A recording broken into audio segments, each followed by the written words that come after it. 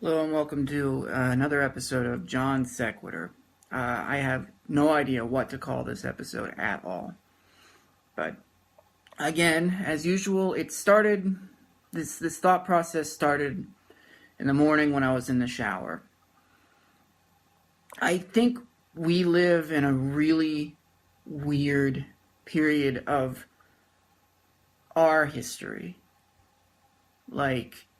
Not history in general, because human history is the only documented history we know of, and it's filled with craziness. And American history is filled with all kinds of weird shit that we think is one way and then find out it was a different way, and we twist it so it seems like we're better people than we are. We change history all the time. So sometimes I think what a fun exercise is to think of how people in the future will view the time that we live in. And I can honestly say it's bizarre right now. I can't see any other way of putting it. It's bizarre. And it leaves people who spend a lot of time in their own heads thinking about various things about life, what it is, why it is. It leaves them looking in lots of places for answers. Just anywhere they can look, they'll try to find some sort of leader, or perhaps they'll take it upon themselves to lead. But what happens is, once they get into that position, they are no longer flexible. They now have a set idea in their head, and they're going to go forward with it. What am I trying to get at here? What I'm trying to get at here is I've been duped. I was given like a message from a group that I follow a long time ago. It was probably 2 years ago.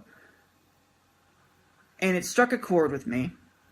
And so I started getting heavily involved with this particular group. And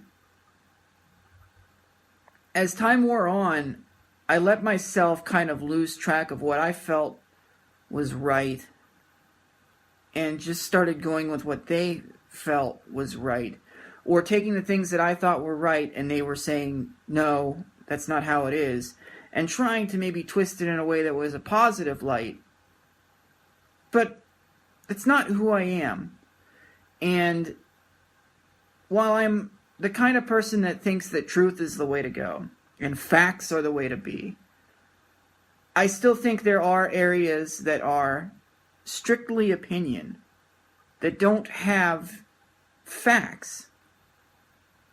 And I'm guilty of changing my opinions on several occasions based solely on the fact that someone that I sort of looked to for I guess enlightenment almost, or a path, or something to push me forward. Someone that I looked to in that regard just kept saying these awful things that they weren't offensive because there's no being offended. It's not an offensive thing, but it's wrong. It's not right. And the more it pushes, the more I realize that this group is just another group of the same shit, of these separate groups.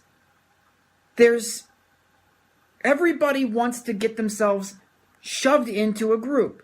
And then that group is the most persecuted group of humans there are. There is no group of people that are just kind of, things are going well for them. I feel like the world is against them.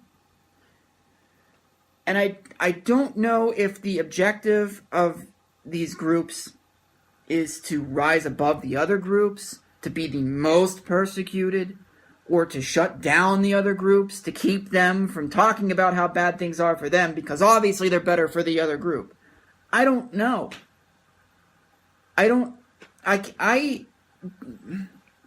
Here's a problem with me. Here's my big problem.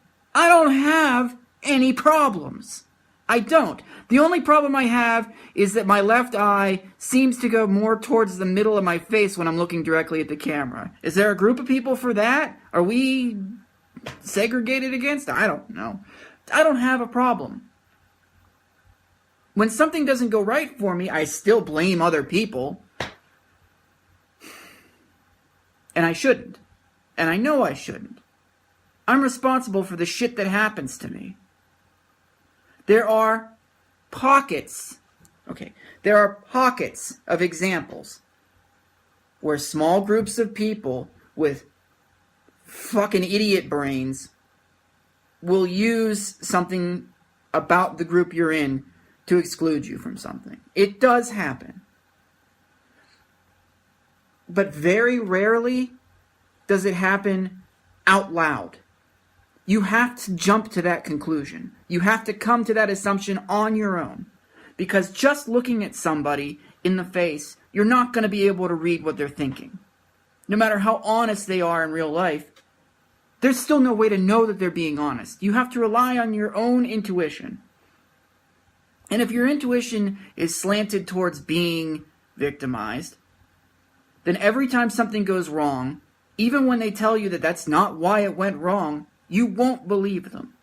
You will believe that you are a victim of circumstance because of who you are.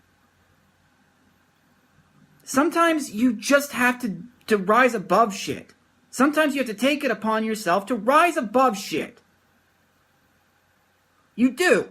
You're a human being, and everyone around you, every other person, is also a human being. Flawed. Everyone is flawed. Everyone is flawed. Yes, even you, guy. You're flawed too. Everyone is flawed.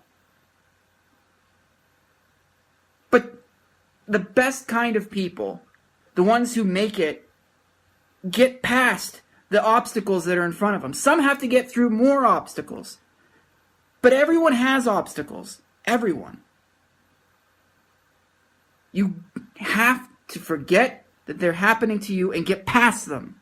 Don't sit and dwell on them. Shitty shit happens to everybody. Some worse than others. But you have to get past it. It's not impossible to do.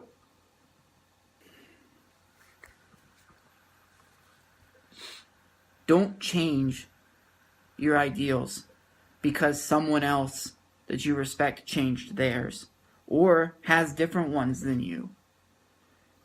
If they're factual, if these ideals are based solely in undisputable fact, then yeah, you don't have a choice. You gotta go with it. You have to. Or you can choose to try to find reason behind it not being factual. But you can't stick to dead ideals. But if there is no fact and it is an opinionated subject, don't change who you are because someone else did. You've got to be yourself. And you're the only person that can lead you out of whatever kind of misery you're in.